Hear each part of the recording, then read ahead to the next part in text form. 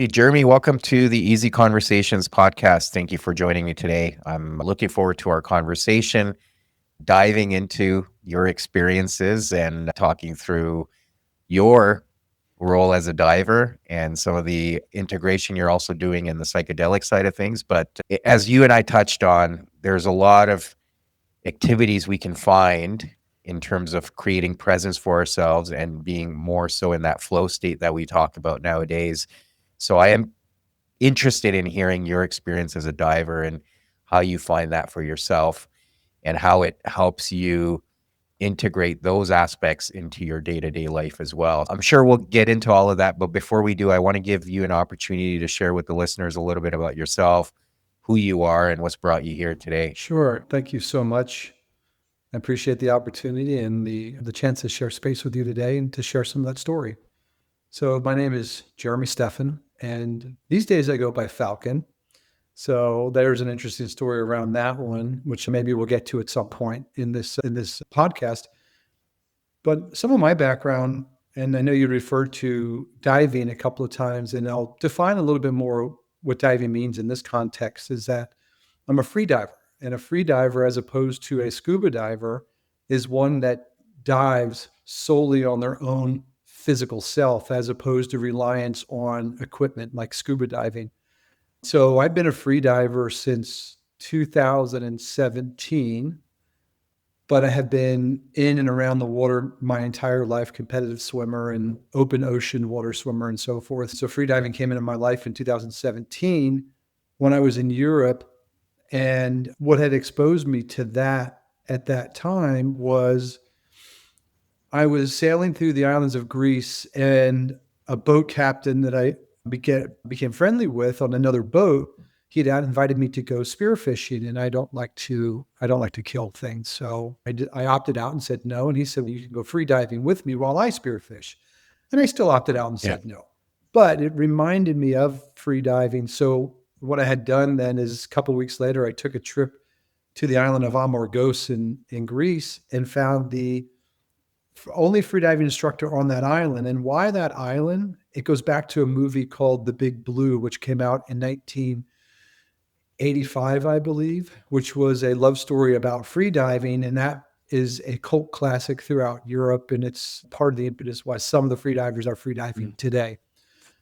So I learned to freedive, and then I had come across the European Championships in Turkey that year. And I looked around and I was like, there's nobody from the United States here, albeit it's the European Championships. But what I had learned is that there's not a big US presence in any competitions, generally worldwide. So I came back to the US and I started a freediving organization and helped to build a community here in the United States. And I've been freediving since, maybe a little less now just because of running the organization and such. But actually, I'm going to Hawaii in 3 days.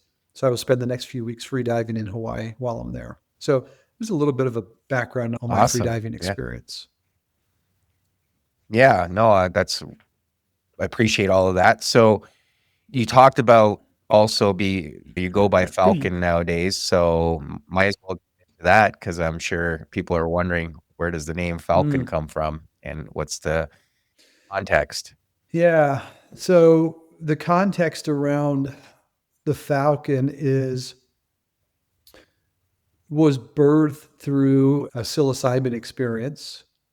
And in that experience, part of some of the reasons why some of us do, if not maybe most, but maybe some of us, why we do psychedelic supported therapy, is it helps you to bring awareness to patterns, self-limiting beliefs, and a whole host of other things. And so one of the patterns that I had realized in that specific psilocybin experience was that every company that I have been working for or with, I have in essence been repeating the cycle of my childhood trauma experience. And that trauma experience for me was one where I was always on alert. I was always hyper vigilant, hyper aware of things that were going on around me, right? So I realized that in that journey, but also in that same journey, I had a lot of energy processing moving from the sympathetic to parasympathetic state. And as I was learning to work with that energy, a phoenix and falcon then came into my mind's eye and was guiding me on how to work with and move that energy through my body.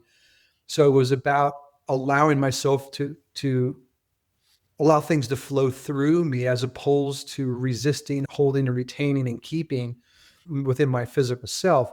So it's really the combination of those two things, the realization of my childhood experience, and then also the visual of that falcon. And so the falcon is even more important for me in not only helping me to fly or flow through experiences, but also the 30,000 foot level awareness that falcons have, where you can put a Mm-hmm. newspaper at the end of a football field and it can read from the 0 yard line on one side to the other. So there's this hypervigilance, hyper awareness of their perception. And that perception is what I've been carrying through my life, but I realize it doesn't have to any longer be a trauma response. It could be a superpower that I Mm. can reframe and bring in and choose how I work in companies or go back to work in companies where I'm bringing that superpower into that experience, as opposed to creating a safety net around me and being hyper aware and ultimately then exhausting my nervous system Mm-hmm. after 2 or 3 years of being there. So that's where the Falcon came into that. So Yeah. it's more of an embracing and an embodiment of that experience. Yeah. And that's so profound because one thing I want to emphasize is we often look at childhood experiences and we have that perspective that, okay, it's something that's negative. But what I'm hearing from you is, yes, maybe it was creating some negativity at times, but how do you shift that perspective where it's, I could still use those experiences, but more in a positive sense. And that's what I'm hearing from the story, and perhaps even taking on the name of Falcon and referring to it in that sense. So it's all about perspective, right? And life experiences shape us, and we can either, one of the things I've been really talking about is be the victim in our story or be the survivor, in the sense that I've learned from this and now I can take these skills and these lessons and apply them in a different way rather than always feeling like things are happening to me. How do I take more agency in my life? And that's something you and I chatted about too, is how do you tie things into being more of an agent in your life and then having this ability to make choices rather than Mm. feeling like things are just happening and you're trying to cope and react to everything. Yeah, that's you hit the nail on the head. It's about choice, and choice. We Mm, sometimes don't realize how powerful we are with the opportunity of choice in choosing how to show up, choosing how to communicate, just choosing how to get out of the bed in the morning. It could be as simple as that. That could shift the entire day. Having agency around that and understanding that you can either look at things happening to you or happening for you, right? And I choose to reflect on things happening for me. So, what is that?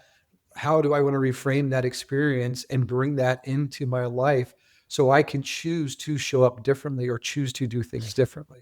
But the choices is so powerful. And sometimes, myself included, I get caught up in some of the day-to-day stuff, and I sometimes forget that I have choice.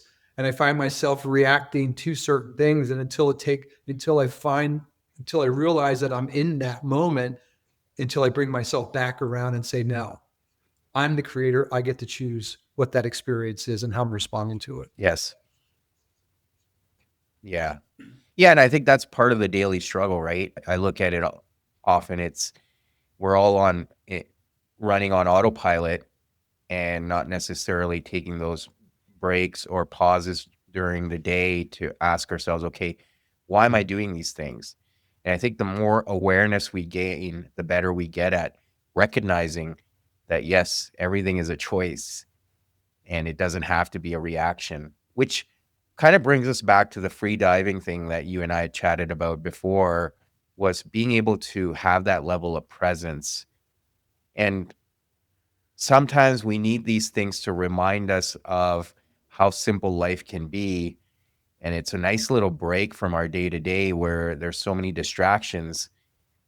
But this is what I wanted to explore with you is then how do you bring it back to the day to day and recognize that you could still exercise the same level of discipline. It requires more effort.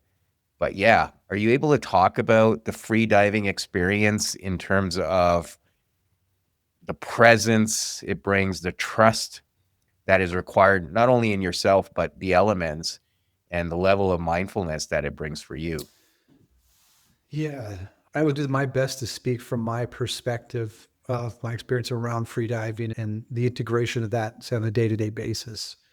And the f- Hmm. one of the first one of the first times that I went to a depth, and I went to 25 meters. For me, 0 to 15 or 16 meters was never a big issue because I had been around the water all the time, right? So when I finally went to 25 meters and I hit the bottom and I stood there and I just looked around, I was just in awe. It was in awe of the fact that I had chosen to allow myself to believe that I am comfortable, to believe that everything is okay, and to believe that I am fine, that I could just stand there and appreciate in awe that experience. That shifted everything for me in Mm. that moment. And when I decided to go back up to the surface, when I emerged at the surface in front of my freediving instructor and maybe two other people, I wept. I wept like a baby, like I had just been rebirthed in that.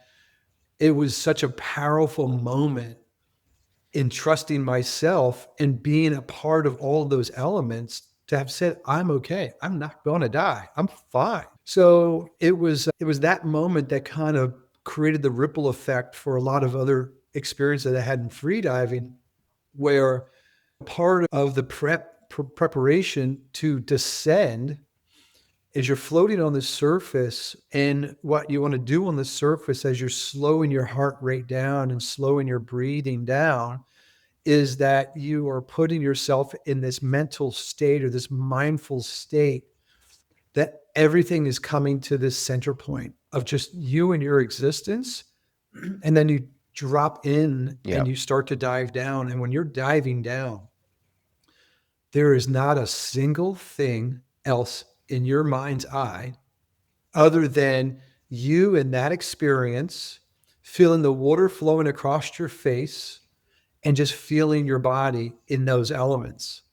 And that the trust of that experience, that is probably the one of the greatest experiences of bliss that I believe that I could ever probably achieve or have it in life.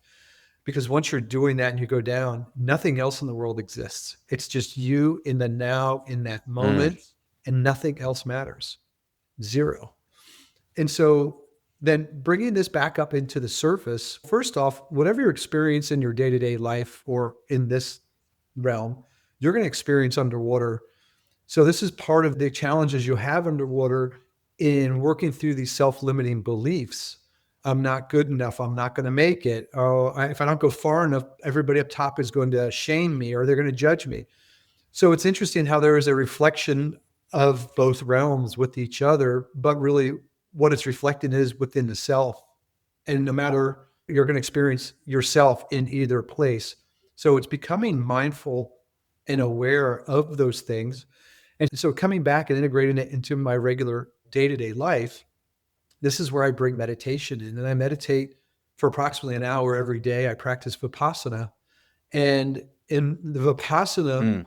takes me back to that experience of free diving. They're almost one and the same as I drop in and allow the chatter to move through. And then I'm just focusing on myself. And sometimes when I start the Mm. Vipassana, I'll recall that I'm starting to dive and I'll drop into it in that way.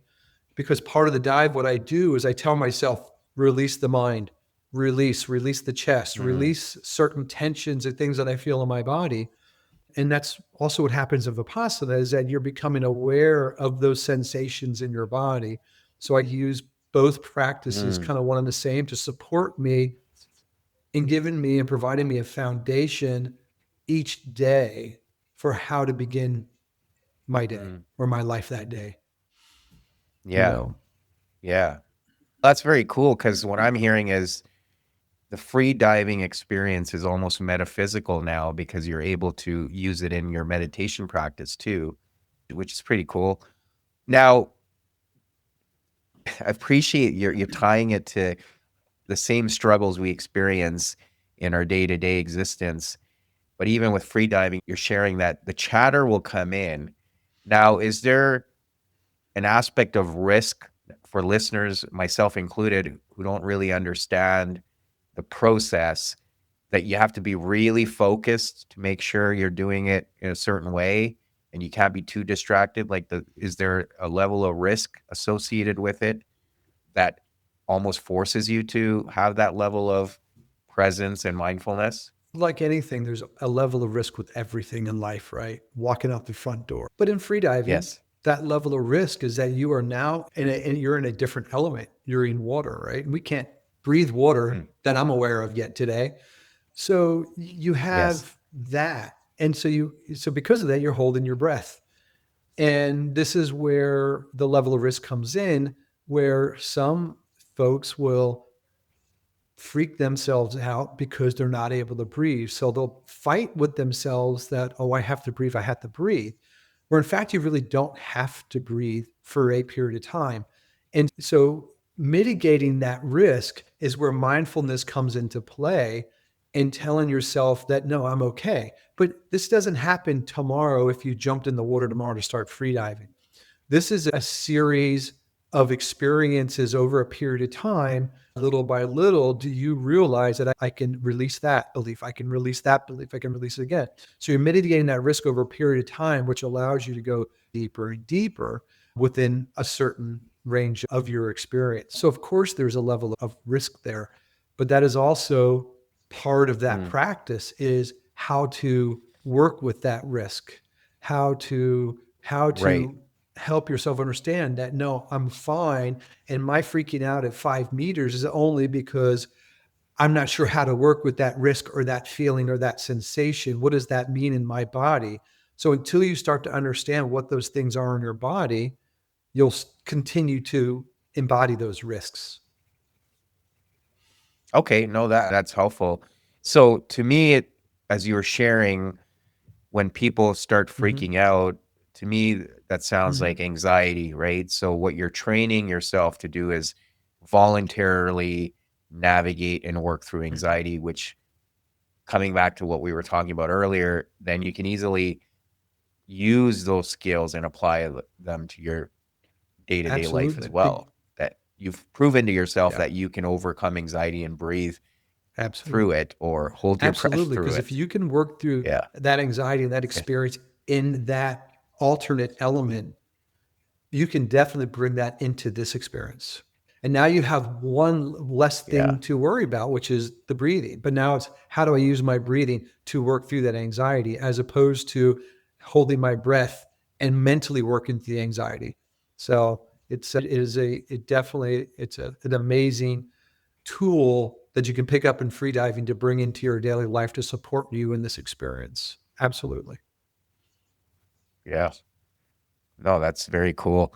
And then you talked about the psychedelic experience, but a lot of it stemming around childhood trauma. Are you able to expand on your journey? And obviously, we all experience childhood in different ways and we internalize things that happen around us. And some things stick with us and stay with us for a long time, and others don't. But yeah, what was going on for you in terms of the experiences you had, and how did they keep showing up? My childhood was an experience where my parents had me when they were 19. They were just out of high school themselves and still children Yeah. themselves who did not have the tools to regulate themselves or regulate their own emotions. And so, as you can imagine, a number of these things and the sense of fear. I'm still a child and I'm having a child and I don't know. So there's this fear, there's inability to regulate emotions. There's all these things that are going on that ultimately were transferred over into me, into my experience. And also my father being He's alive and I love him, but also he was very narcissistic and still is very narcissistic. And everything was centered around him in his survival. And yes, he's supporting the family, but you were always at the whim of whatever his emotion and his feeling was in that moment, which it could be one end of the spectrum or it could be on the other end of the spectrum. So it was a dance. It was a continual dance for my entire childhood, where I had to be the calm one. I could not show emotions because they couldn't handle my emotions. So I had to understand how to temper myself, but then also how to navigate around what their experiences were. So how that manifested within me, my belief is that I became hyper vigilant of everything around me. I have complete situational awareness.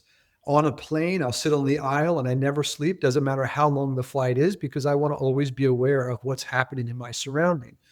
And friendships for me growing up through my life, friendships were always a little bit of a distance, because anything closer than this felt a little uncomfortable.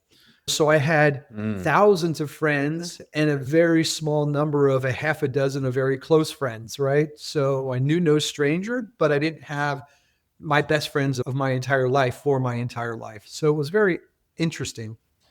Right. So moving that forward over time, what had started to happen in my 20s, 30s, and 40s is that I became reliant on alcohol.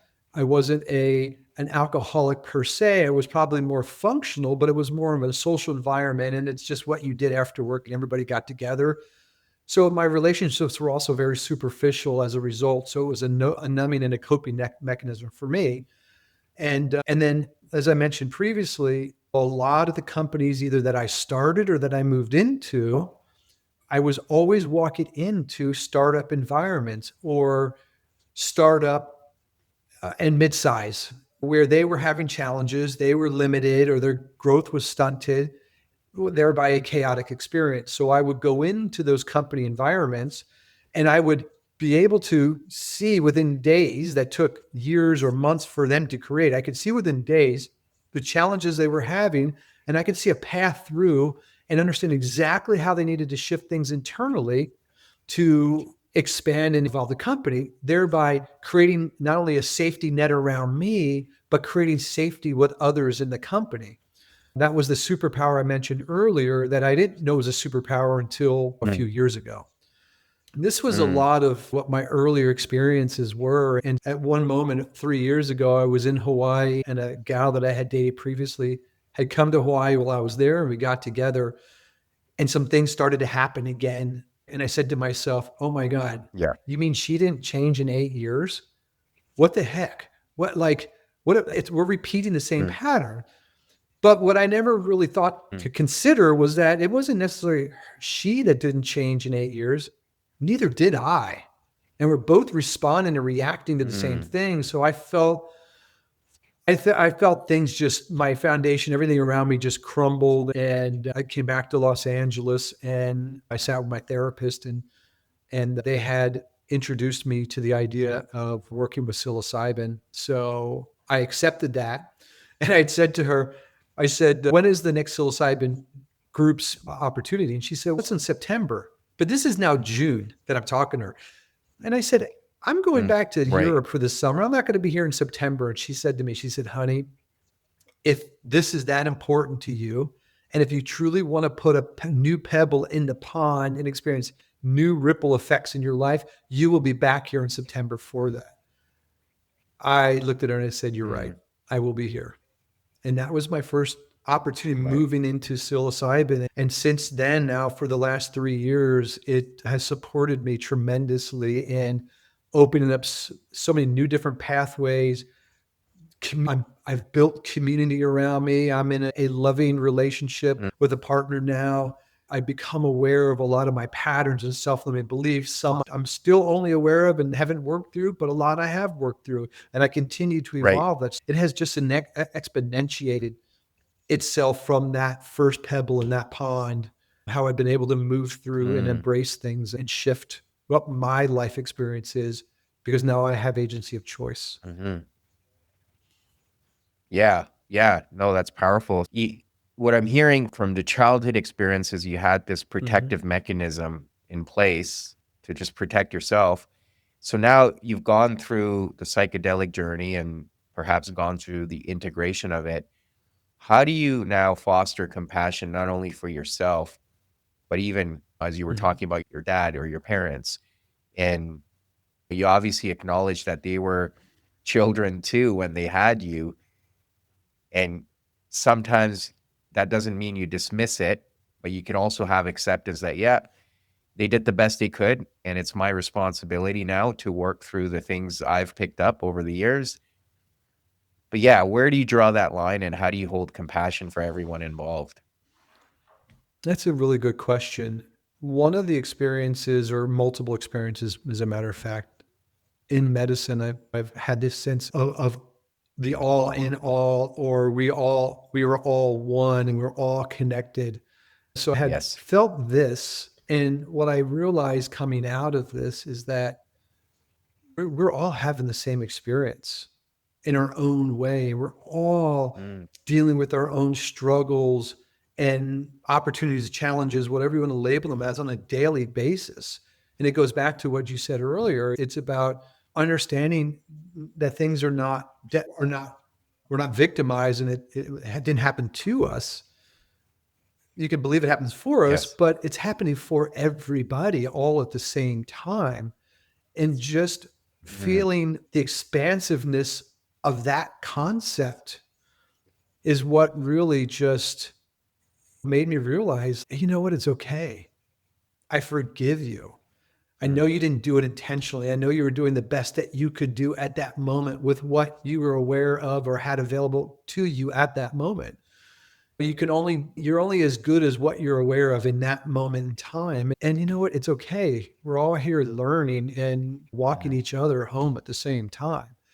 So how can you have yeah. nothing but compassion when you really look at it that way? Mm, And another thing that I had experienced mm, at one point was yeah. Ram Dass. Actually, there was an interview I had seen where I forget how he set it up, but what he had shown in this interview was, do some eye gazing.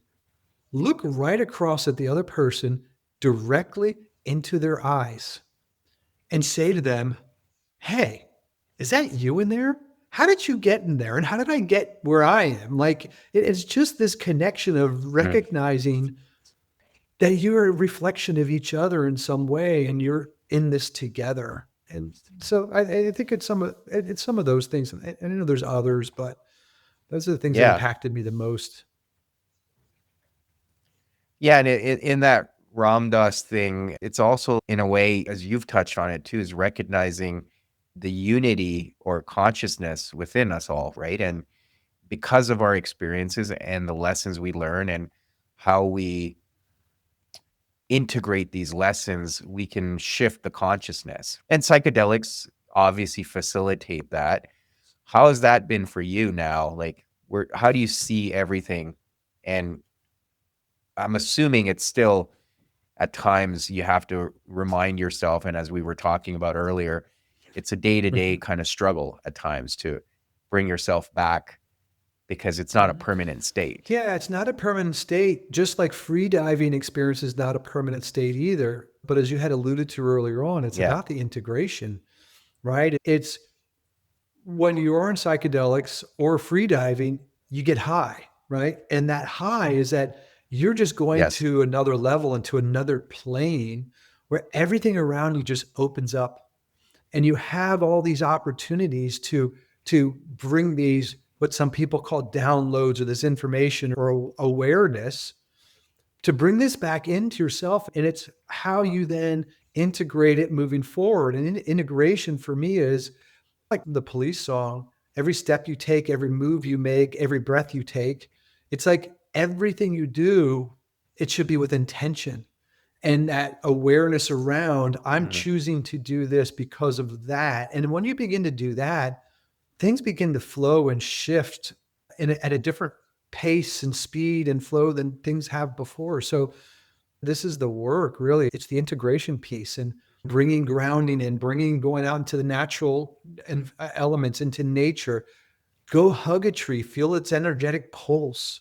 Do start to incorporate things around self-care. Choose your words wisely, and because the words that you choose are the experiences that you create. So it's all Yes. of these things, like how do you integrate them in your day-to-day life is really what the opportunity is for you. Or go get high and then walk away and wait for the next one.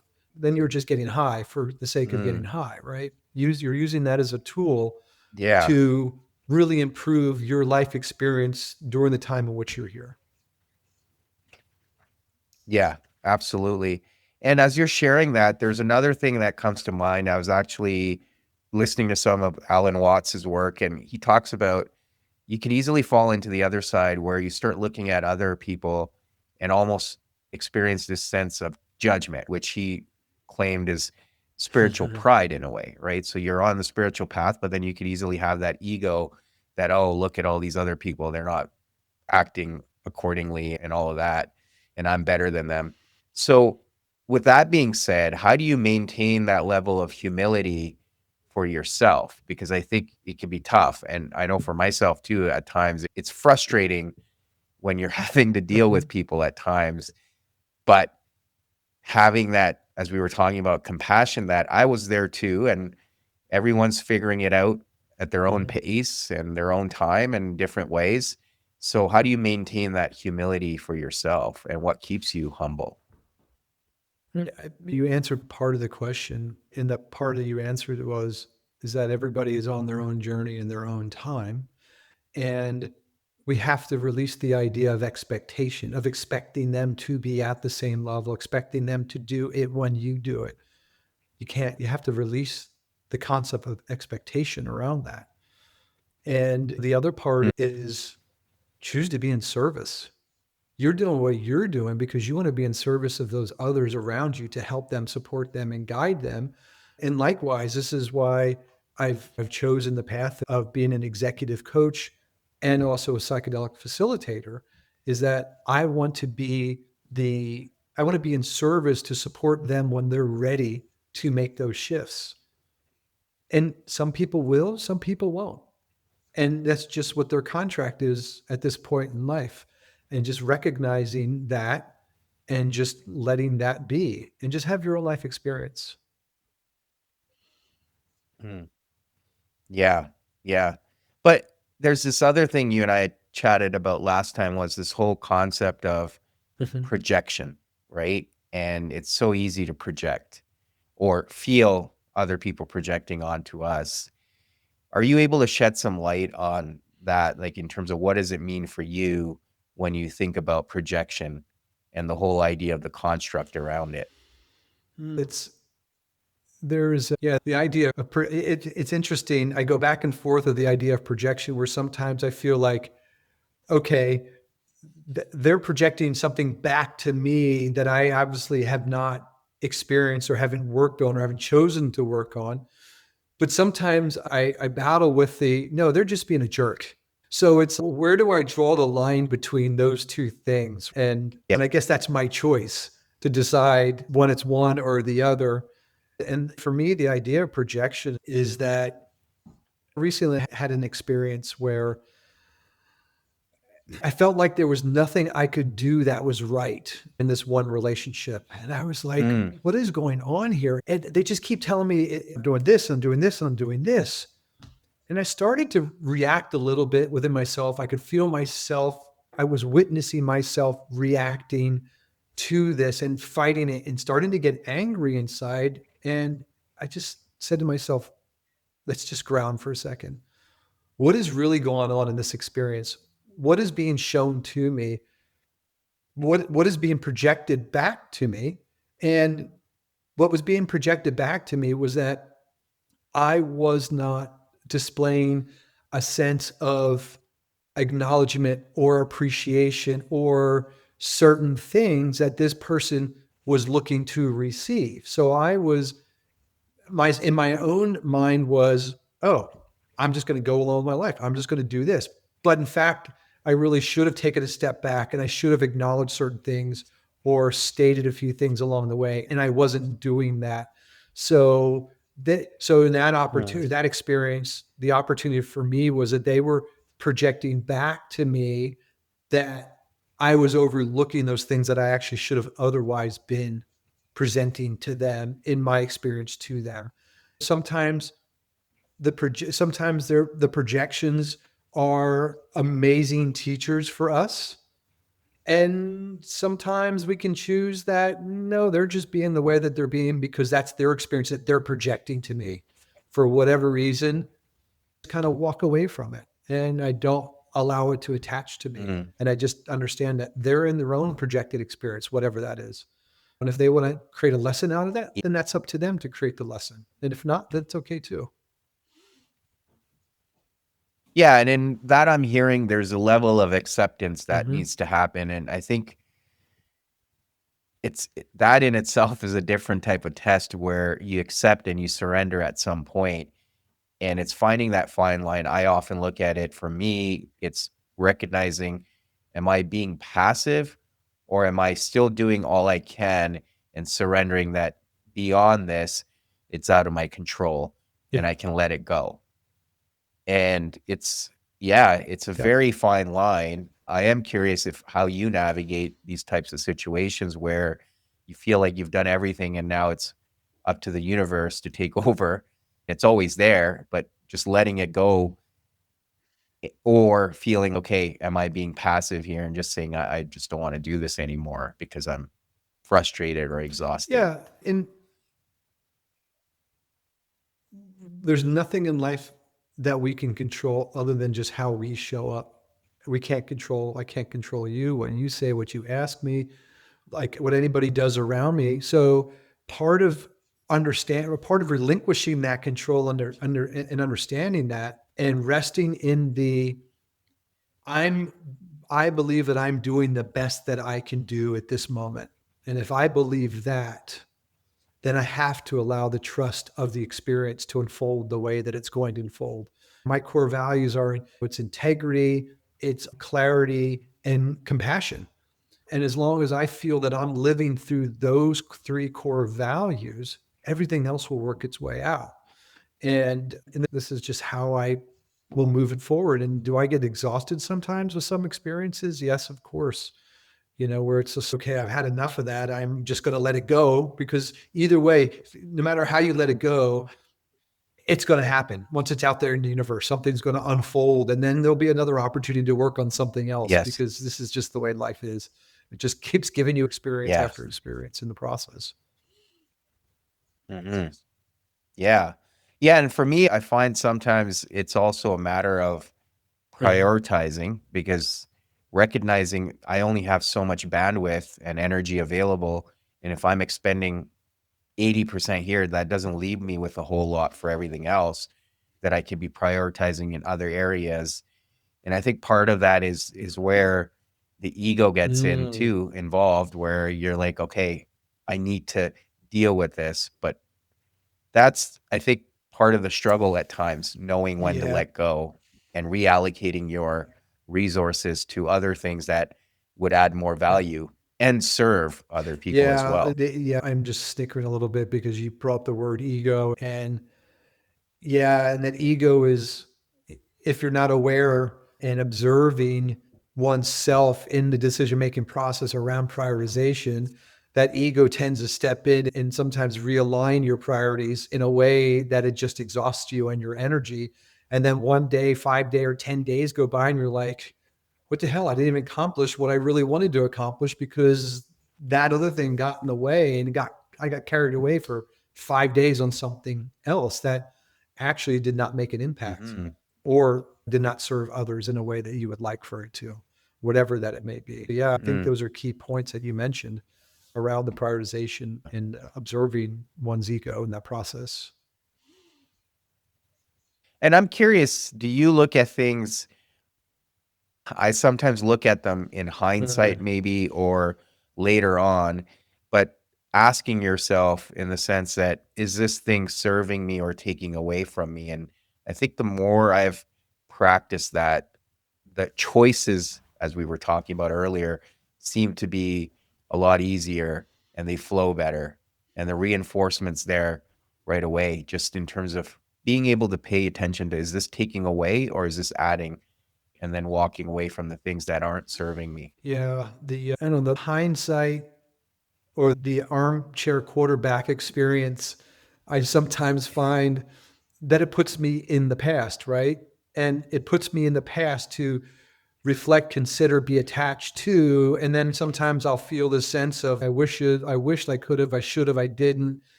Sometimes I will get stuck Hmm. into that piece. So I really, it's a fine line to balance for me on how much do I want to bring that in to reflect how to do things differently, maybe moving forward, or how to not, and just let things Mm. go and just continue to realize that we're in the now and it's about how to best move forward in that moment based on what we're aware of, what we know, what we feel, and what we really are looking to achieve or what the hopeful outcome is.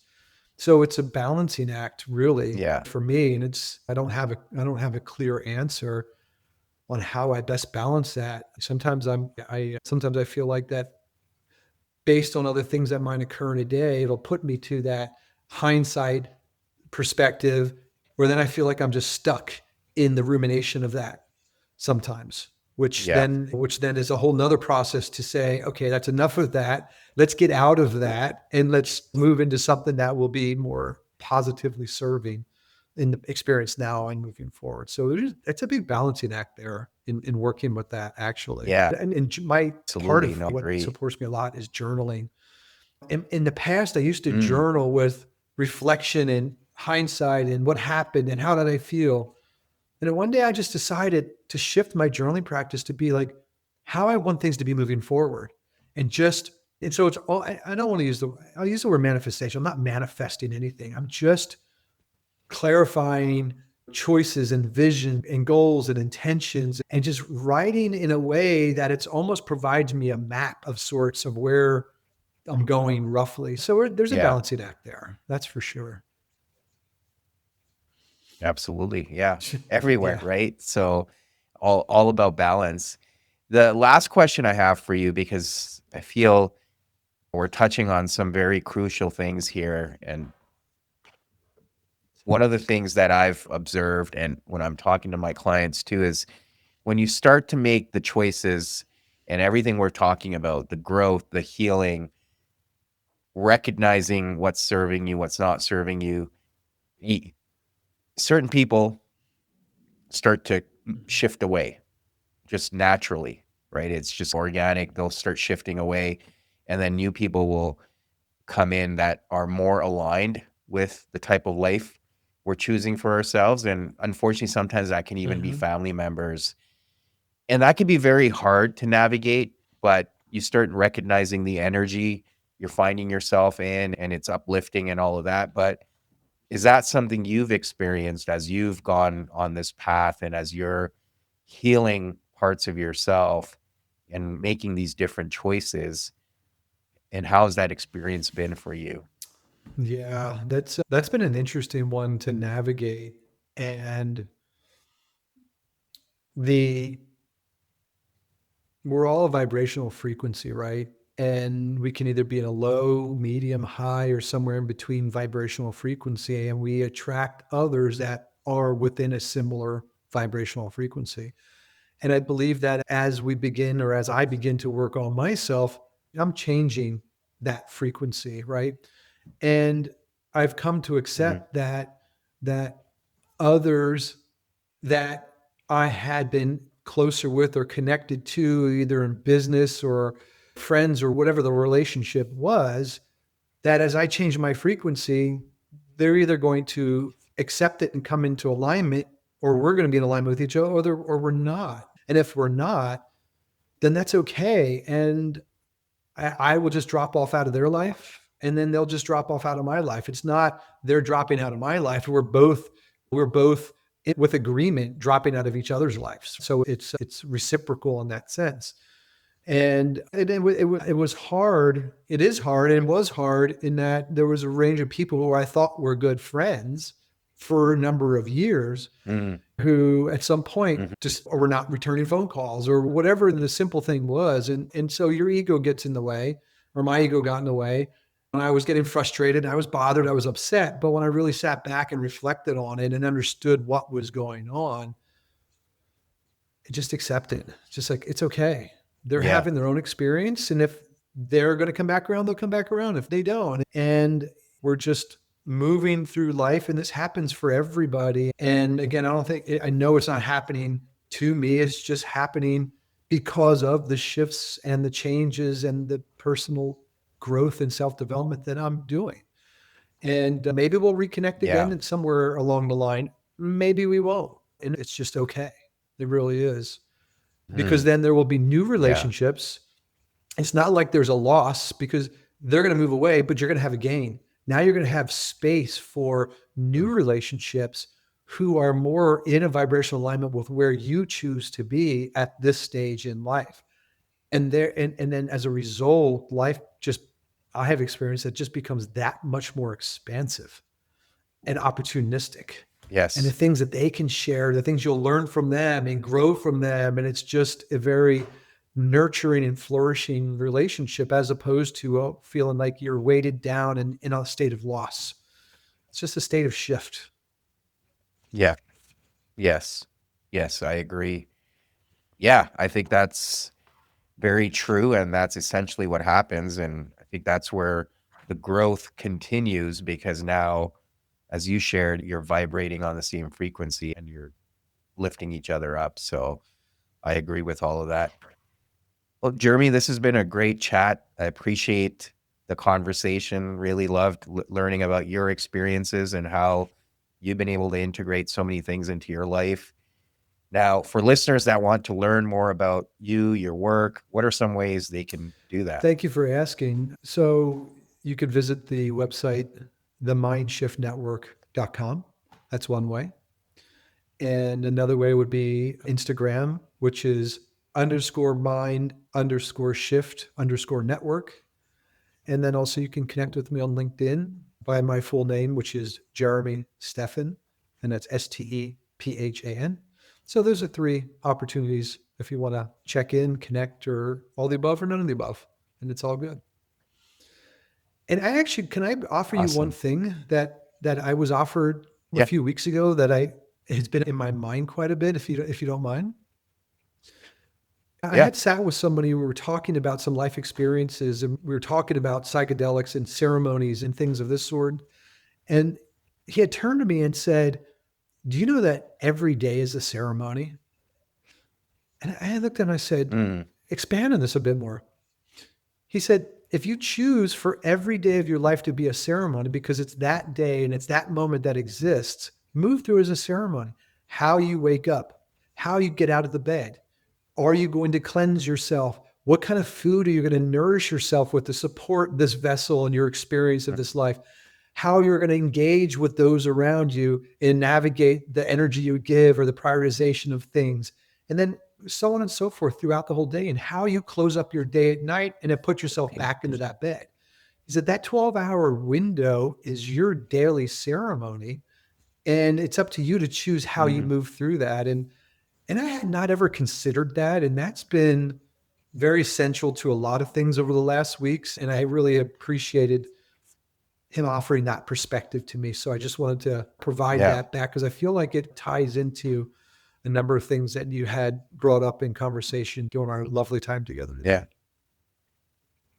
Yeah. No, I appreciate that. Thank you for sharing that too. So definitely different perspective of looking at things. And again, it comes back to one of the areas we didn't really get into was this whole notion of gratitude. And to me, that is a form of gratitude that, hey, I've got another kick at this. How do I make Yeah. the The most of it? frequency of gratitude is so extremely powerful in so many ways. Yeah. So thank you for raising that Yeah. point here at the end. Yeah. Yeah. Jeremy, thanks again. Really appreciate it. Absolutely. Thank you so much for the time and the space. I appreciate the connection with you.